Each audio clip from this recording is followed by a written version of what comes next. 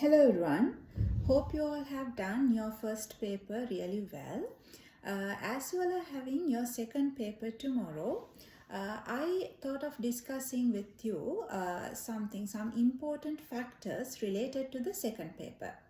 So overall, when you just take a look at the second paper questions, you feel like in comparison to literature paper, there is nothing much to study. Actually, there is nothing to study for the second paper because in the literature paper, when you do the literature paper, you have a lot of notes, you have poems, short stories, and a lot of things to study. But when it comes to second paper, which is the language paper, there is nothing. We specifically don't have anything to study. But what you need to do, like how can we prepare for the language paper? You all know we have 4 questions. Essay question, we have to do the essay, and then summarizing, writing a précis passage, and then unseen poem and unseen passage. So for your essay you get 30 marks, and for the summary once again 30 marks. Then unseen poem and passage, you get 20 marks for each. So that is how you get the 100 marks for the second paper. And remember, when you do both papers, now you face the language paper and literature paper.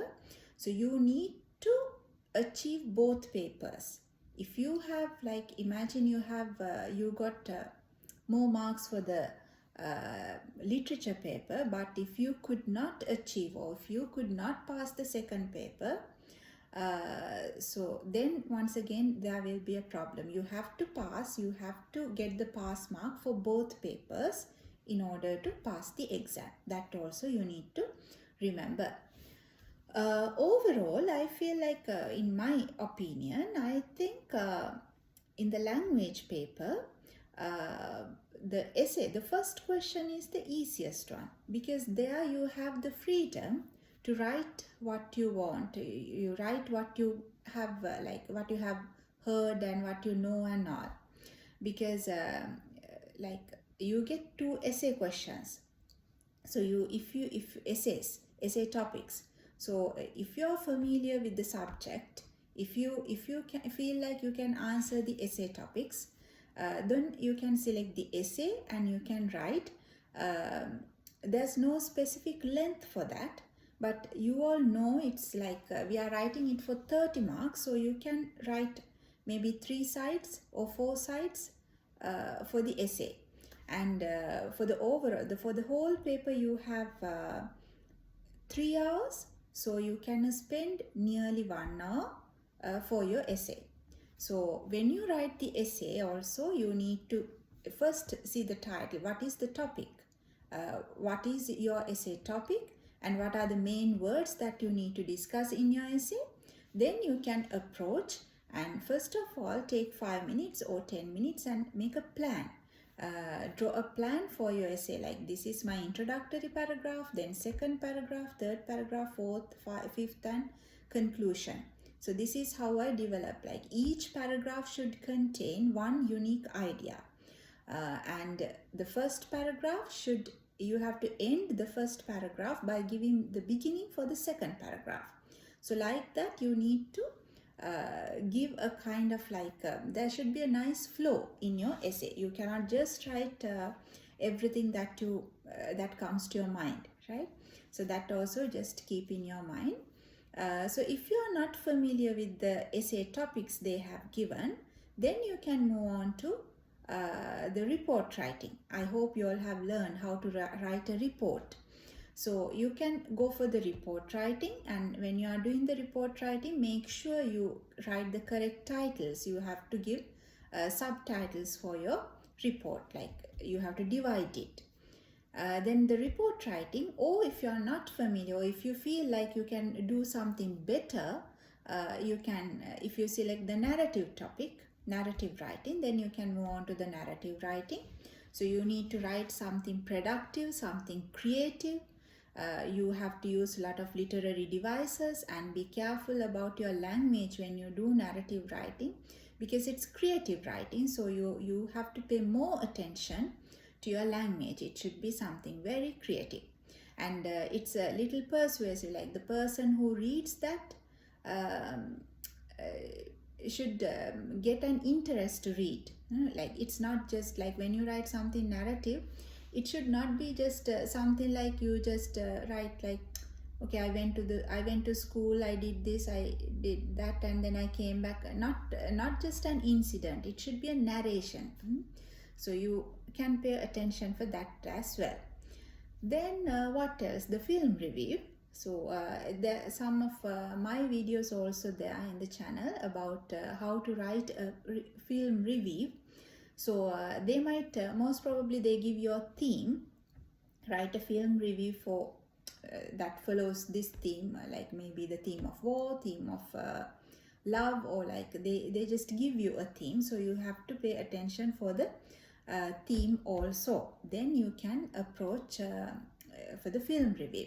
So anyway, you have to select one of those and do your first question. But in comparison to the other questions, I think it is easy to score marks if you do the first question, or if you do the essay question first, the first question, because you have the freedom a lot.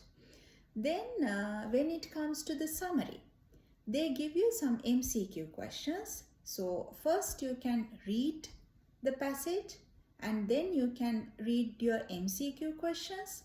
Take your questions one by one. So while reading the MCQ questions, maybe you read the first two MCQ questions and you read the passage again. Then you find the answers for the first two MCQ questions, then the third question, then read the third, fourth, fifth. Then you find the answers for your next MCQ questions. So when you answer all the MCQ questions, then you have an idea this passage is about what. So then you take a piece of paper and you jot down what are the important points. So these are the important points that I find in my passage. Then they give you a word count. Normally the word count is 1/3 from the original. And I have mentioned you some of the tips regarding summary writing, so you can go through them as well. Then you once again take your exam paper and you can make the columns and you can write your summary, and at the end you have to mention the number of words that you have used in your précis passage. Then you get your unseen poem and your passage. That is a little tricky because there's a possibility like sometimes the students misinterpret that. That can happen. So the best thing is that even still you have time now, you can see some more poems, like apart from your syllabus you can study some extra poems related to different themes. So you might get a poem, something that you haven't done earlier, maybe something you have heard about, something you have done, like because it's out of the syllabus. But if you have done several poems out of the syllabus during your A-level time, so sometimes we don't know, there's a possibility of getting something that you have done even, we don't know. So what you need to do is like first read the question. So whatever it is, passage, unseen passage or unseen poem, the best thing is to read the questions first, because sometimes when you read the questions you get an idea, okay, this might be about this thing. So you get an idea, this is something about this particular topic. So then you can read your poem or the passage and you can approach to the answers. Normally, like they give 4 marks for each question. So don't write very lengthy answers and waste your time. You just write for 4 marks. So it should be something enough for 4 marks, like maybe quarter of a page or half of a page. It depends on your handwriting. I cannot exactly say how much you need to write for all this. You just see the marks. So according to the marks that they give, it's 4 marks or 2 marks. So then according to that you have to write. And remember, when you write an answer for example, for unseen poem, so when you write an answer, you can your answer should be a complete paragraph, a productive paragraph. Like there should be a beginning, middle, and end. So a complete paragraph you need to write when you are writing an answer. Like it's a paragraph. You can learn. I think you might have learned earlier about the techniques of paragraph writing. So it should be a complete paragraph. Then, because even an unseen poem, unseen passage, question, like that 4 marks, you get that 4 marks for your language, content, and organization. So the examiners will check that, how you have used your English language and what is the content. Is this content relevant to the question? Then organization, how you have organized your answer. So there should be a nice flow, right? And even in the summary, you need to add all the important ideas mentioned in the original passage. You cannot skip the ideas. All the important ideas you need to add there. And the other common things, these you know actually, question numbers. See whether you have written your question numbers well, because like maybe unseen poems, passages, like if the poem comes, if the poem is question number 3, then 3, which question? A, 3A, 3B, like that, whatever. You need to mark your question numbers exactly. Then clear handwriting, it's a must.